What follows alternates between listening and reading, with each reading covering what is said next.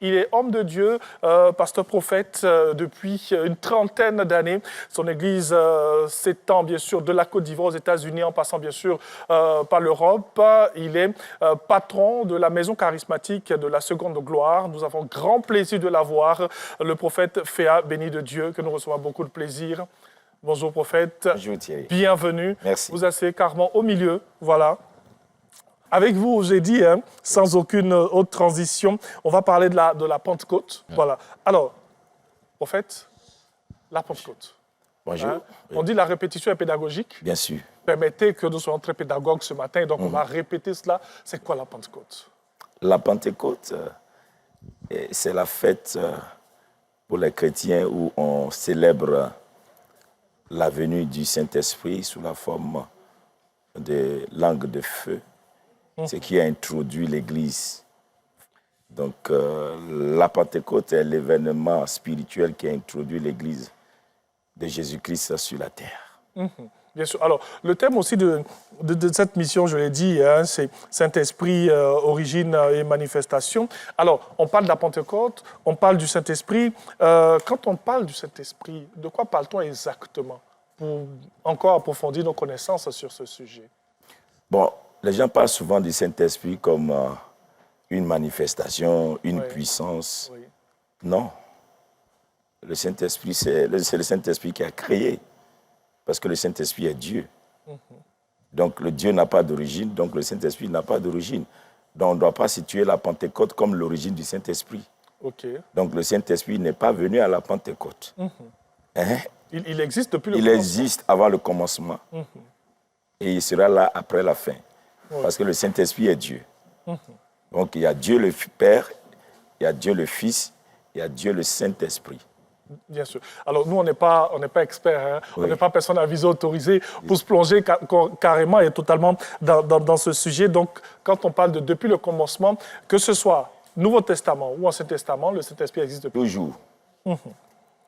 Alors, quelle relation entre, vous l'avez dit, on parle du Père, on parle du Fils, on parle de l'Esprit, c'est bien cela. Quelle relation entre Dieu le Père, Jésus-Christ et le Saint-Esprit? Et j'insiste, oui. Il ne faut pas séparer les trois entités. C'est comme un homme qui a une âme, un corps et un esprit. Monsieur Thierry, vous êtes Monsieur Thierry, avec une âme, un corps et un esprit. Et si on vous sépare de votre corps, de votre âme et de votre esprit? Pas du tout. C'est pourquoi Dieu, il est esprit, il est fils et il est père. Amen. Donc, ils ont une vie commune. Donc, le Saint-Esprit parle du Fils, il parle de Dieu. Dieu parle du Fils, il parle du Saint-Esprit. Le Fils parle de Dieu, il parle aussi du Saint-Esprit. Donc, c'est la même personne. Bien sûr. Avant d'entrer encore dans le vif du sujet, de mieux décortiquer ce sujet, mieux le comprendre, comment est-ce que le chrétien doit se préparer pour la Pentecôte? Est-ce qu'il y a déjà même une préparation? Bon, il faut déjà comprendre qu'est-ce que c'est que la Pentecôte. Donc, la Pentecôte doit être pour le chrétien le jour où il se souvient qu'il a besoin du Saint-Esprit pour pouvoir faire l'œuvre de Dieu et marcher dans les voies de Dieu. On ne peut pas marcher dans les voies de Dieu en tant que croyant sans le Saint-Esprit. Celui qui croit sans le Saint-Esprit ne croit pas. Parce que c'est le Saint-Esprit qui te conduit à Jésus. C'est le Saint-Esprit qui t'enseigne, c'est le Saint-Esprit qui te montre le chemin, c'est le Saint-Esprit qui te convainc du péché, c'est le Saint-Esprit qui te transforme, c'est le Saint-Esprit qui se révèle à toi, c'est le Saint-Esprit qui t'amène à vivre les bénédictions divines, c'est le Saint-Esprit qui guérit, c'est le Saint-Esprit qui te transforme. Donc celui qui n'a pas le Saint-Esprit n'est pas croyant. Tout simplement. Donc il ne faut pas attendre forcément le jour de la Pentecôte pour demander le Saint-Esprit. Depuis le jour où quelqu'un est converti, il est né de nouveau, la personne doit chercher à avoir une intimité avec le Saint-Esprit, parce que sans le Saint-Esprit, aucun chrétien n'est croyant. Bien sûr.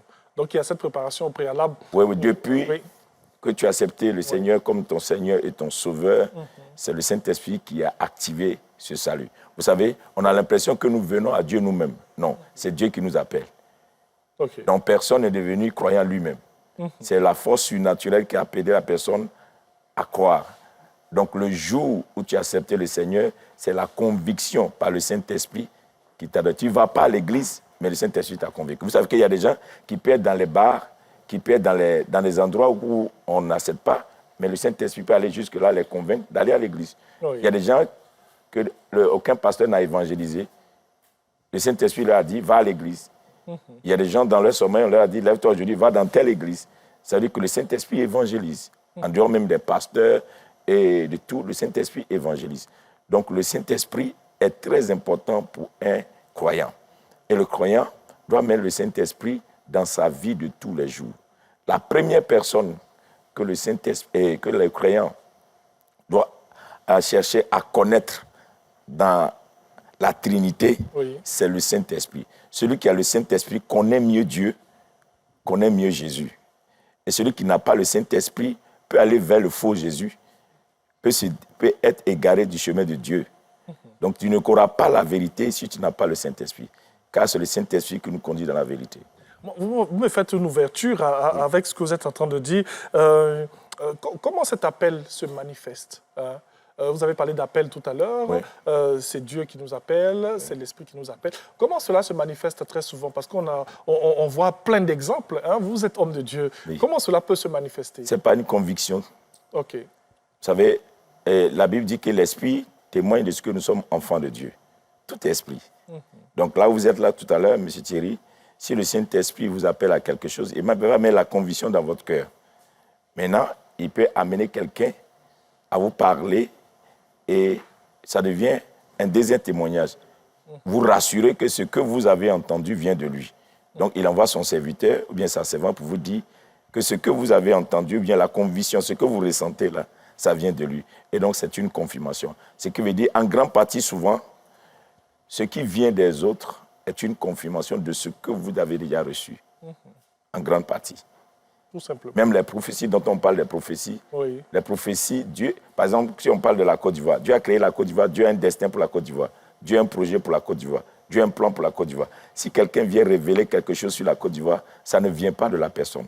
Ça fait plus de la destinée de la Côte d'Ivoire pour en parler. Et c'est le Saint-Esprit qui permet à la personne de sonder et de comprendre dans le monde de l'Esprit qu'est-ce qu'il a disposé pour chacun. Et il nous faut le Saint-Esprit.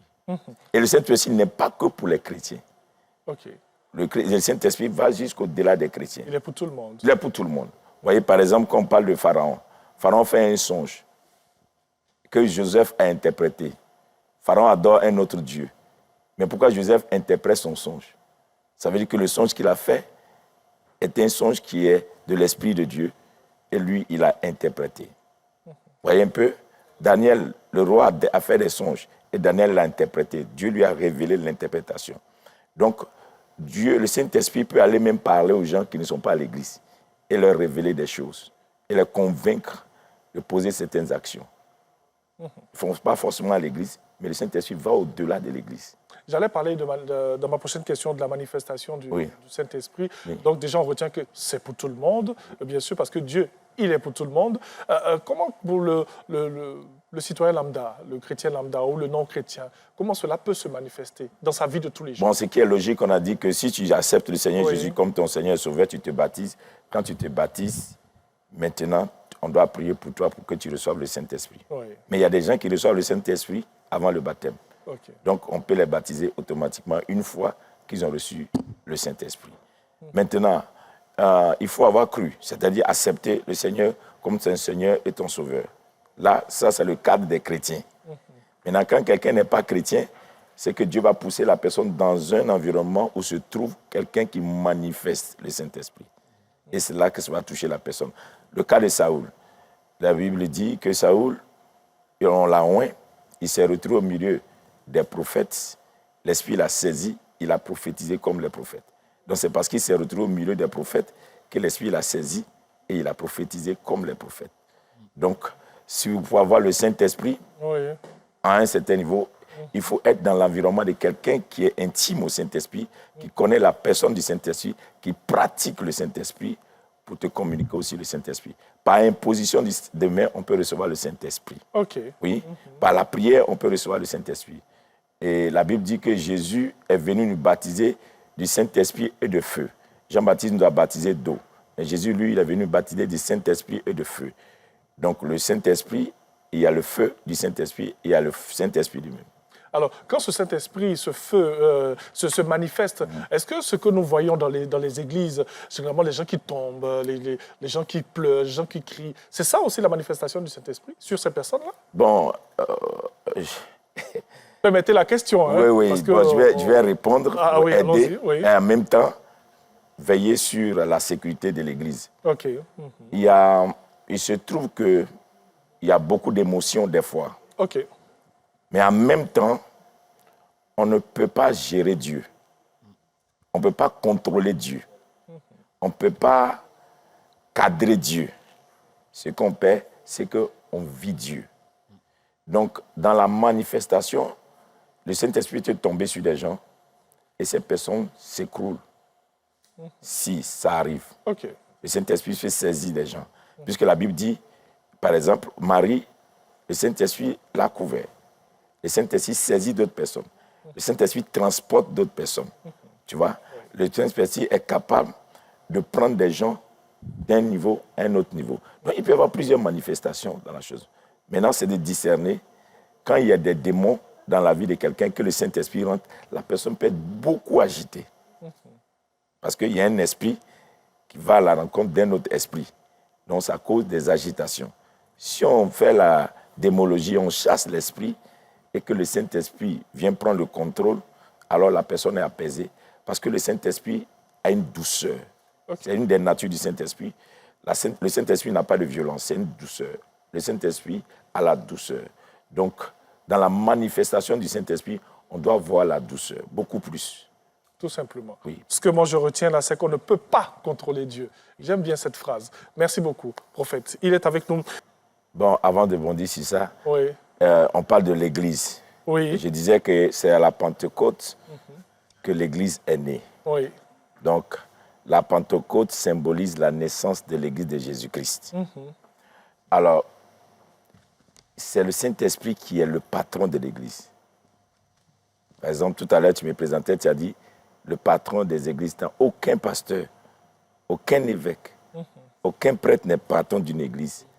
C'est le Saint-Esprit qui est le patron de l'église de Jésus-Christ. Et le Saint-Esprit, il aide les croyants à vivre le Christ sur la terre. Et donc, quand on parle de comportement des chrétiens, ça va dans la transformation d'un chrétien. Je le disais tout à l'heure, on peut être à l'église sans être transformé. OK. On peut même être ami du pasteur sans être transformé. On peut participer à la constitution de l'église et ne pas être transformé. Oui. Parce que la personne qui transforme, c'est le Saint-Esprit. Donc si tu n'as pas le Saint-Esprit, tu vas garder tes caractères du monde, bien que tu es à l'église. Donc il est important pour tout bon chrétien de chercher le Saint-Esprit pour avoir une transformation dans son caractère, dans ses habitudes, dans ses réalités, dans son langage, dans sa mentalité, dans son intelligence, dans tout ce que tu fais, tu dois devenir une nouvelle personne. Et dans sa vie, quand tu es chrétien, et puis tu as gardé les habitudes du monde, tu n'es pas chrétien, tu es allé à l'église. Alors, moi, ce que je voudrais demander, c'est quels sont les obstacles qui empêchent souvent les chrétiens de vivre pleinement la manifestation du Saint-Esprit dont on parle depuis le début de cette émission? Ben, écoutez, un chrétien qui vit dans le péché chasse le Saint-Esprit. Un chrétien qui boit chasse le Saint-Esprit. Un chrétien qui ne pardonne pas chasse le Saint-Esprit. Quand vous dites qu'il boit, qui boit tout le temps. Qui adore l'alcool. Un vrai chrétien ne boit pas. Ah, ok, ok. Question même de goûter. Ok, prophète. Oui. Oui. On n'a pas dit de goûter. Un chrétien ne doit pas boire. Parce Okay. que, à cause de la présence du Saint-Esprit sur le chrétien, la boisson, c'est comme un tabou pour la présence de Dieu. C'est pourquoi Dieu dit, ne vous enivrez pas, mais soyez remplis du Saint-Esprit. OK? Oui. Le péché, le non-pardon. Si quelqu'un ne pardonne pas, il ne peut pas avoir l'amitié avec le Saint-Esprit. Et puis la paix. On va y revenir tout à l'heure quand on va dans les vertus. Je vais vous parler des vertus, les fruits du Saint-Esprit. Et je vais rester sur la paix. Beaucoup de chrétiens ne savent pas que la paix est une des vertus du Saint-Esprit. Et c'est le Saint-Esprit seul qui peut donner la paix. Vous savez, quelqu'un peut être fâché avec toi et t'en vouloir jusqu'à ce que Dieu mette la paix dans le cœur de la personne. La paix vient de Dieu, non des hommes. Les hommes cherchent la paix, mais c'est Dieu qui donne la paix. Et c'est l'Esprit de Dieu qui est capable de convaincre l'homme d'éviter le mal. Donc partout où il y a un vrai chrétien qui est transformé, il manifeste l'esprit de paix. Donc là où un chrétien ne parle pas de paix, c'est qu'il n'est pas rempli du Saint-Esprit. Donc quand quelqu'un est rempli du Saint-Esprit, vous savez, la personne transporte cette présence-là qu'on appelle la paix. Elle-même, elle est en paix avec elle-même et la personne est en paix avec les autres. Et aussi, nous sommes aussi des messagers de paix. C'est pourquoi les chrétiens, dans une communauté, dans une société, il est le premier messager de la paix. Et ça, c'est très important. C'est comme l'amour. Dieu est amour. Oui. Donc, celui qui a l'esprit de Dieu peut comprendre ce qu'on appelle l'amour. L'amour pardonne, l'amour supporte, l'amour n'accuse pas, l'amour accepte l'autre. C'est comme la patience. Celui qui est chrétien, qui est rempli du Saint-Esprit, est un homme très patient. La tolérance. Une personne qui est remplie du Saint-Esprit peut tolérer que l'autre fasse des erreurs. On peut accepter, comprendre que l'on peut faire des erreurs. Une personne qui est remplie du Saint-Esprit a des vertus extraordinaires sur l'abstinence. C'est-à-dire, c'est permis. Mais moi, à cause de Dieu, cela ne m'est pas permis. C'est-à-dire, il y a des choses que tu ne fais pas parce que tu ne peux pas le faire, mais parce que tu as Dieu en toi. Donc, chercher Dieu premièrement, par son esprit, te permet de vivre dans cette société comme un modèle, une lumière, un sel qui assaisonne et une personne qui apporte un plus aux autres. En réalité, la Pentecôte doit ramener tous les chrétiens à chercher à savoir est-ce que réellement ils ont cet esprit-là et les fruits de cet esprit. Il ne suffit pas de manifester la puissance. La Pentecôte n'est pas venue pour que les gens manifestent seulement la puissance. Le Saint-Esprit, ce n'est pas la puissance, ce n'est pas le fait tomber les gens. Le Saint-Esprit, ce n'est pas guérir les malades. Le Saint-Esprit, ce n'est pas prophétiser. Le Saint-Esprit, c'est amener le règne de Dieu, la présence de Dieu. Vous voyez, quelqu'un peut être loin et ne pas avoir la présence de Dieu. Ah bon? Ok. Bien sûr. Pour avoir la présence de Dieu, il faut avoir la plénitude de l'Esprit. Okay. Et pour avoir la plénitude de l'Esprit, il faut vivre une vie de consécration, une vie de sanctification, il faut avoir une vie de méditation, il faut avoir la valeur du pardon et de la repentance. Toutes ces choses vont t'aider à avoir le Saint-Esprit. Maintenant, ceux qui n'ont pas ça et qui cherchent le Saint-Esprit, ils veulent utiliser le Saint-Esprit.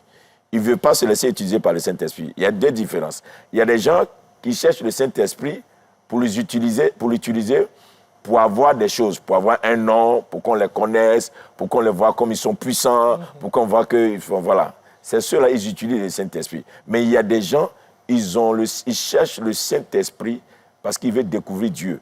Ils veulent aller en profondeur avec Dieu. Ils veulent connaître le Christ, qui est Christ. Vous voyez? Maintenant, si quelqu'un qui n'est pas chrétien est assis dans sa main, il dit, Saint-Esprit, je vais te connaître. Si le Saint-Esprit se révèle à la personne peut connaître mieux Jésus qu'un pasteur qui prêche Jésus. Parce que cette personne est... Elle est visitée par le Saint-Esprit. Donc, le Saint-Esprit qui nous montre le vrai Jésus.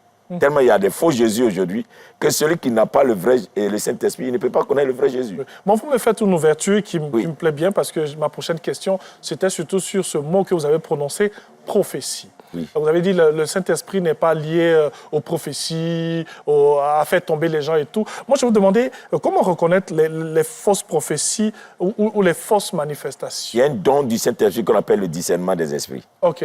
C'est un don du Saint-Esprit. Donc, si tu n'as pas le Saint-Esprit pour te donner ce don, tu ne peux pas savoir. Parce qu'il y a l'esprit d'égarement qui existe. Donc, la Bible a dit que dans les derniers temps, il y aura du faux. Et on ne peut rien contre. Oui. Personne ne peut prêcher pour effacer le faux, puisque la Bible a annoncé que ça va arriver. Oui. Donc, quel que soit l'enseignement, la prédication, ça va exister. Les faux docteurs, les faux prophètes, tout ça là va exister. Personne ne peut l'effacer. Même si les gens prennent des décisions, ça ne va pas annuler. Parce que c'est une prophétie biblique.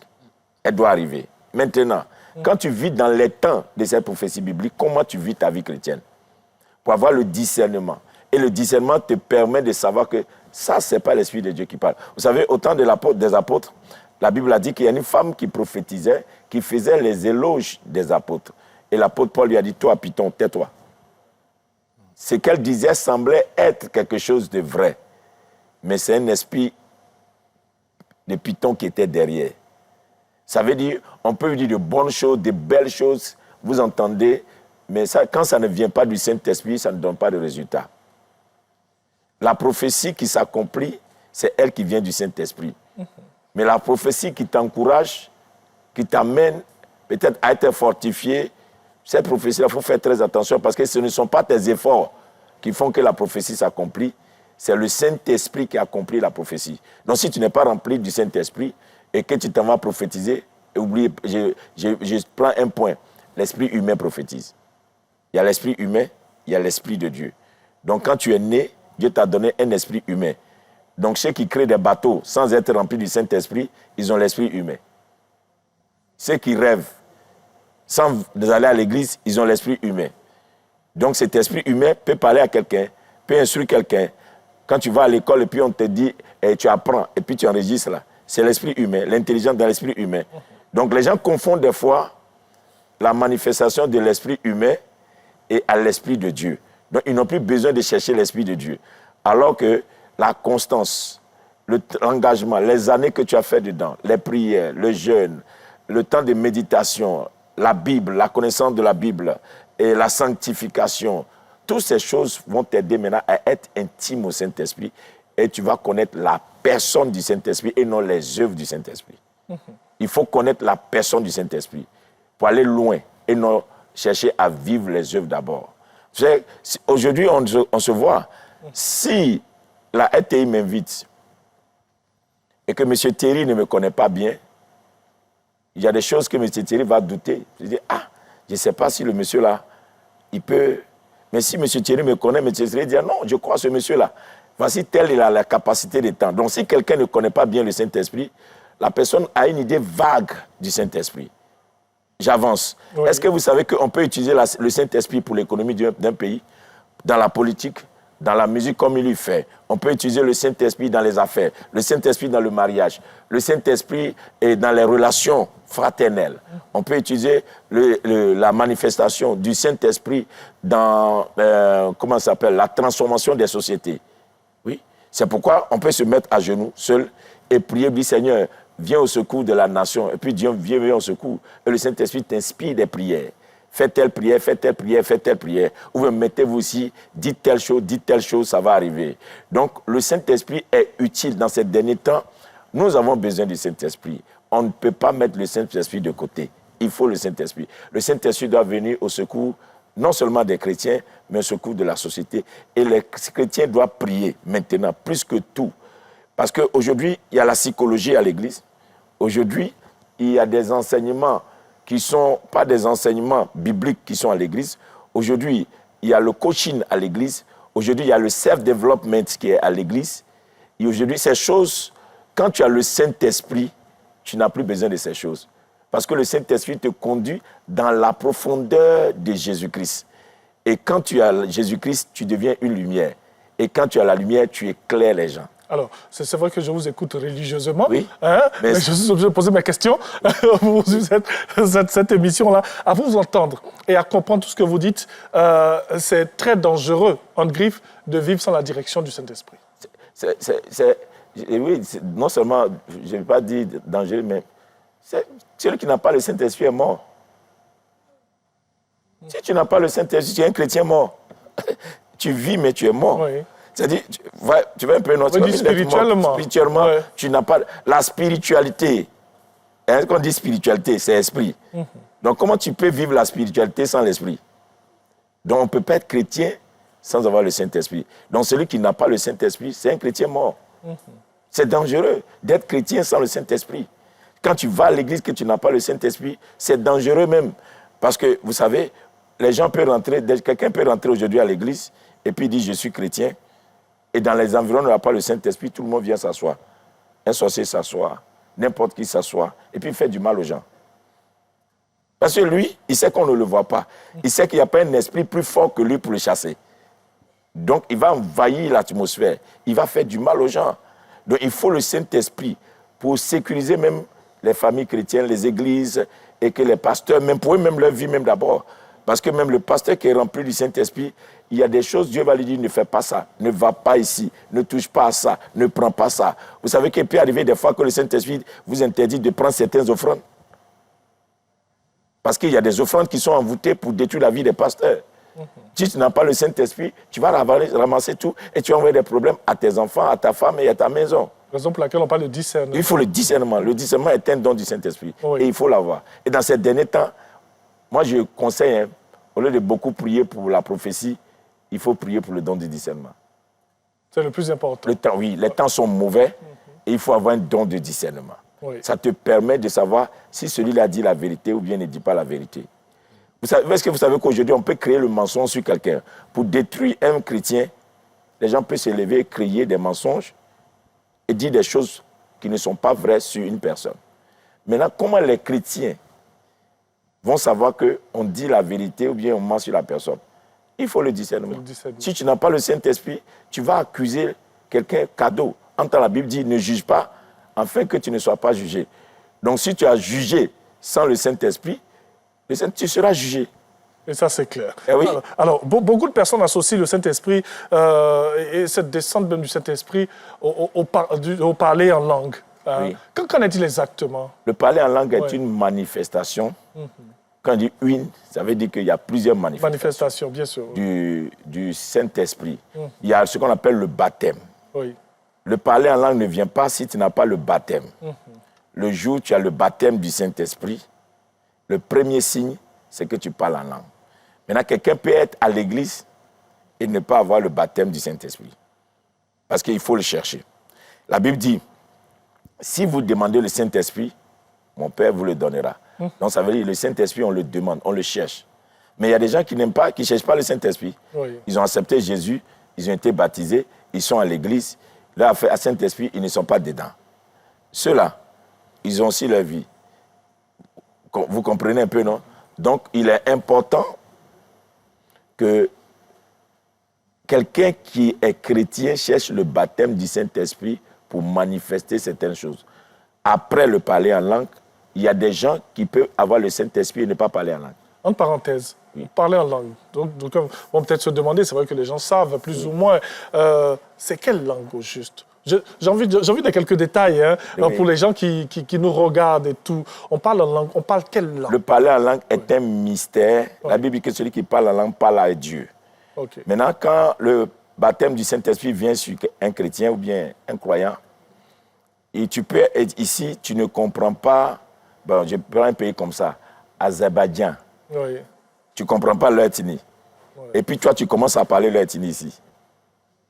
C'est comme ça qu'il faut comprendre. C'est comme ça que ça fonctionne. Oui. C'est-à-dire que tu es là, tout à l'heure, le Saint-Esprit tombe sur toi et tu parles le chinois, le mandarin, ou bien tu parles l'allemand, ou bien tu parles une langue de la Libye quelque part, que personne ne comprend en Côte d'Ivoire. Et la compréhension, ça se fait entre... La compréhension se fait maintenant. C'est pourquoi il faut encore le Saint-Esprit pour te donner le don de l'interprétation. Parce que la Bible dit que celui qui parle en langue doit avoir aussi la faculté de l'interpréter pour comprendre. Donc si tu finis de parler en langue, là, il faut comprendre ce que tu dis. Comme ce n'est pas ta langue. Oui. Donc les gens s'arrêtent de parler en langue, ils ne cherchent pas l'interprétation. Alors que celui qui parle en langue, qui ne cherche pas l'interprétation, il peut tomber dans les pièges de la possession démoniaque. Parce que le diable aussi parle en langue. Merci beaucoup.